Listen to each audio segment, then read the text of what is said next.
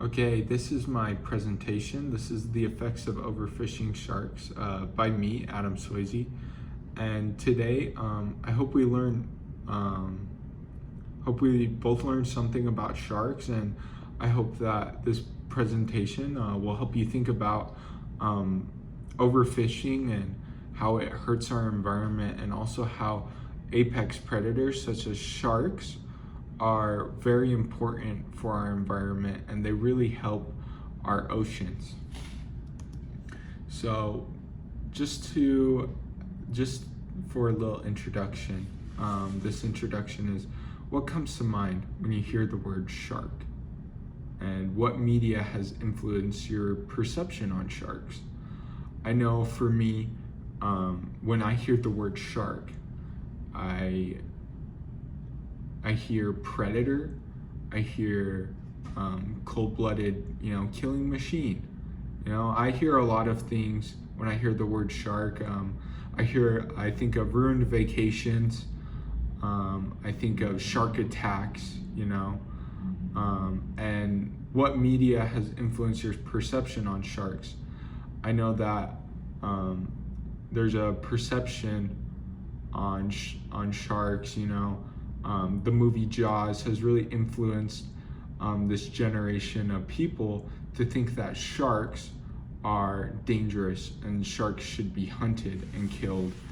And I'm here to explain that it's not so, that we actually really do need sharks in our environment. First, I'm going to explain what an apex predator is. Now, what is an apex predator? How do they maintain the balance of the ecosystem? Those are some type of questions that we need to think about. How do these apex predators, these big dogs in the ocean, help our oceans stay healthy? And a definition from an article is sharks are top or apex predators in the marine ecosystem. This is because they have very few natural predators. And that was from an article, Shark, the apex predator. And an apex predator is a predator that has little to no known predators that really help maintain the balance.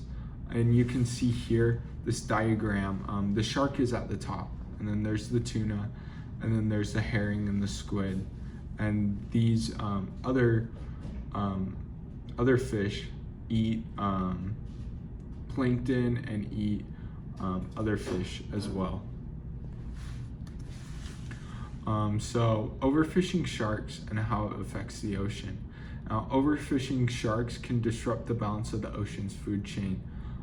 Without sharks, prey animals start to populate the ocean without regulation and kill off other lesser animals necessary for food. Now, like I said, it's all a balance. Sharks are at the top, and without sharks, you can see here, those are mako sharks. And mako sharks are responsible for maintaining balance in the Indian Ocean, and also other parts of Asian oceans. But these sharks get killed for their fins and for their meat, and they're overfished, and the populations are dwindling. And this is just I pulled a quote from a textbook on sharks, and it is recognized that the removal of top predators in terrestrial and marine ecosystems can cause a top-down effect on organisms at lower trophic levels. This has been clearly demonstrated in the case of the kelp forest ecosystems of the North Pacific Ocean, where sea urchin populations increased as the populations of sea otters declined due to commercial exploitation. The increased abundance of algae-eating sea urchins promoted a decline in the kelp forest, changing the whole local ecology. In the North Atlantic, the overfishing of cod stocks resulted in a dramatic population crash and a broad-scale closure of the fishery, cod stocks have failed to recover, probably due to a fundamental change in the food web, with other ground fish now exploiting the niche that cod once occupied. So, because of the removal of the otter, the kelp forests were declining, and it really changed the whole entire ecosystem, and that's really problematic.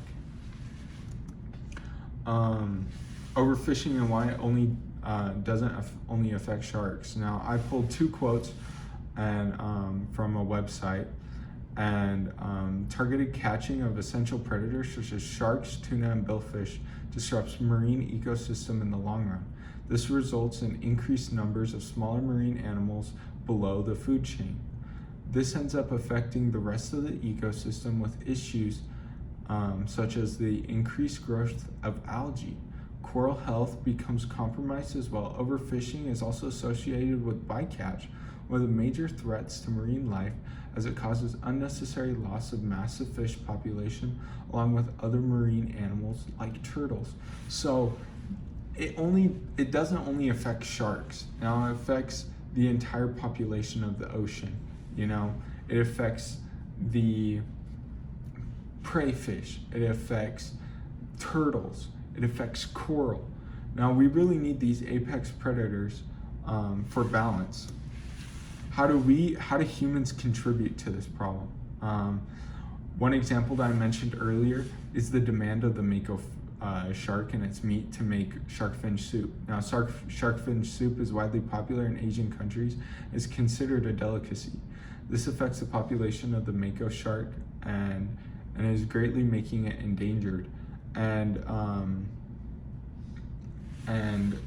to further elaborate on that, what are we doing to stop overfishing sharks?